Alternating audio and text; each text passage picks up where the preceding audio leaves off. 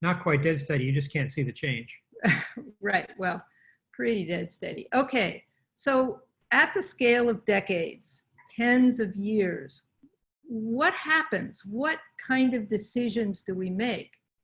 Really, I'm an architect. These are architectural decisions. Architects and planners think in terms of decades. We are planning ahead that far. And what that means for us is that we need to be planning, we should be planning now for what's going to happen in 10 years, 20 years. They tell us that we've got 30 years, 20, 30 years before the situation is out of control. I'm not sure if I believe that, but never mind. That means that, and so, you know, you think, hey, well, 30 years, boy, that's a long time. You know, no, it isn't. That the planning needs to happen at the scale of decades.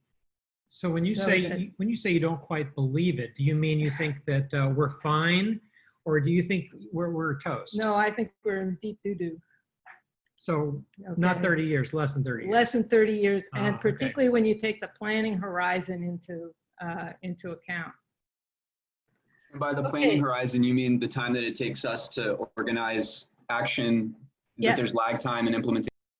Absolutely. That planners, particularly infrastructural planning, you know, they're projecting decades into the future. You know, think how long it takes to plan a highway. It takes congressional authorization of the funding and all that kind of stuff. It's not quick. Yeah. So that the point here is to be thinking in terms of decades, and that is the scale at which infrastructural change happens. And so that's kind of where we are. So here's a map showing that kind of change over decades as it has continuing to affect our resources. So you can see the what is left of our intact forests, depleted soil, and compromised habitat, also highways.